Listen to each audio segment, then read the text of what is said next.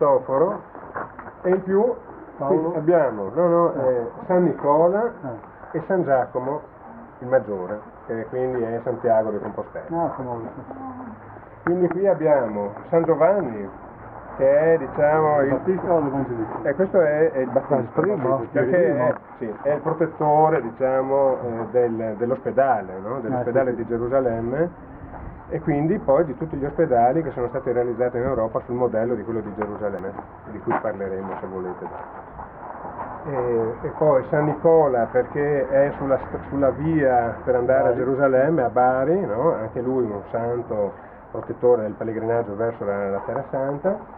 E San Giacomo, perché in quel periodo, già nel 1199, quando è stato fondato, poi questi affreschi sono trecenteschi, comunque c'era già il pellegrinaggio importante verso anche San Giacomo, che era cominciato già 200-300 anni prima, al tempo anche della Reconquista della penisola iberica.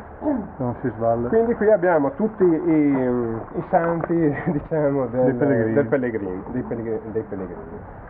Questa chiesa era già esistente nel 1199 e fa parte del primo insediamento che viene donato da Arturico di Varmo, un cavaliere di San Giovanni di Gerusalemme, appunto, che probabilmente aveva anche, era stato alla terza crociata, è probabile, con Riccardo Cuor di Leone, insomma, da quella crociata dove loro non riescono a riprendere Gerusalemme, che era stata persa un decennio prima.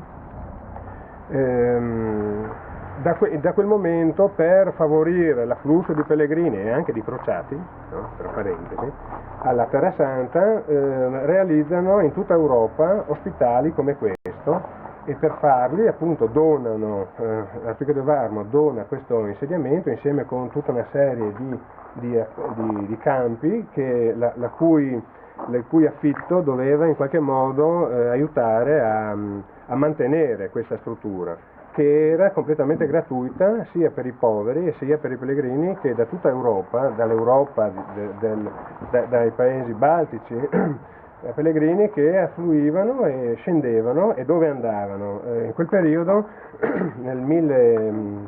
agli inizi del 1200, alla fine del XII secolo, tendono a imbarcarsi nei porti di Venezia, ma anche la Tisana aveva anche Caorle, no? Erano questi piccoli porti che poi seguivano la costa e poi magari arrivavano o a Bari o andavano giù a Zara, no? Perché erano tutte comunque insediamenti ormai colonizzati, veneziani, no?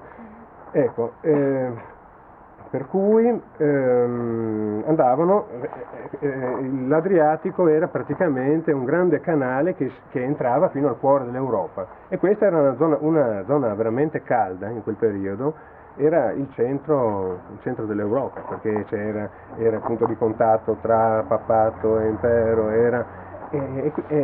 ed era la via privilegiata per la meta, no, più importante, che era quella di Gerusalemme. E quindi nel 1199 fondano, e c'è la pergamena istitutiva, quindi è un documento eccezionale, perché è uno dei più antichi ospitali rimasti, uno dei pochissimi rimasti di quella generazione, che è la prima generazione laica dove si praticava l'accoglienza benedettina gratuita. Ed è il momento in cui l'ospitalità esce dai conventi, diventa laica, e dopo 50 anni, 100 anni massimo, ma proprio in questa zona particolarmente, nascono gli ospedali gratuiti, quindi questo è uno dei più antichi ospedali gratuiti europei. E molti studiosi, da Le Goff, Cardini, insomma, dicono che sulle vie dei cammini, sull'esperienza di questa rete ospitaliera europea, si può ritenere che sia nata l'Europa, no? Come insieme di relazioni tra stati, no? Relazioni non di guerra, no? Ma relazioni culturali. E quindi per questo la storia qui è una storia abbastanza nascosta, perché poi a quelli del Rinascimento non interessava di valorizzare questo periodo, anzi hanno detto che era un periodo buio e l'hanno chiamato loro Medioevo.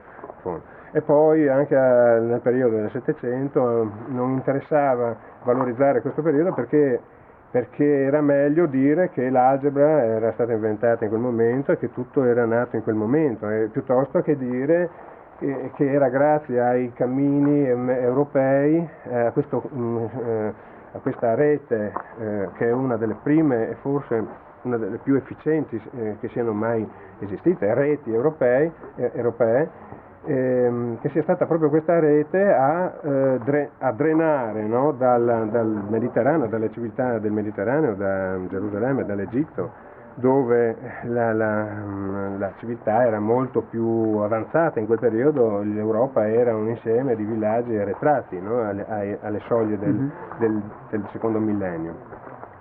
E quindi agli illuministi in fondo non gli interessava di valorizzare questo, perché avrebbero dovuto dire che tante cose le avevano già inventate, no? 400, 500, 700, 1000 anni prima, perché già nell'800 d.C. dal Marocco fino all'Uzbekistan era una serie di giardini, di palazzi, no? Dove c'erano già delle finestre a punta, no? Quelle che poi noi abbiamo cercato di reinventare, no? In Francia eccetera, però qui come vedremo adesso nell'ospitale vedrete delle finestre, no? A punta che hanno probabilmente origine da una contaminazione culturale proprio con il vicino Oriente, no? Piuttosto che di derivazione francese.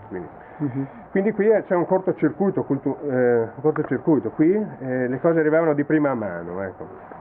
Lì la via di... Qua dove siamo? Volevo farvi notare una cosa, questa bellissima pianta secolare è un Melia zedarak, che è una pianta medio orientale. Ecco.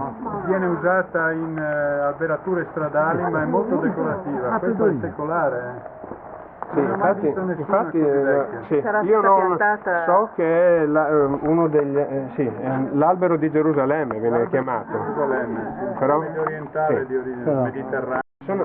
Scusate, allora questi affreschi, almeno dice il Menis, che è uno studioso, no, esimio, Attribuiti sono attribuiti, no, c'è la firma di Nicoluto da Gemona, quindi autore del 300, e quindi sono i più antichi in Friuli di cui si conosce l'autore. Questi sono. Ecco, adesso andiamo dentro.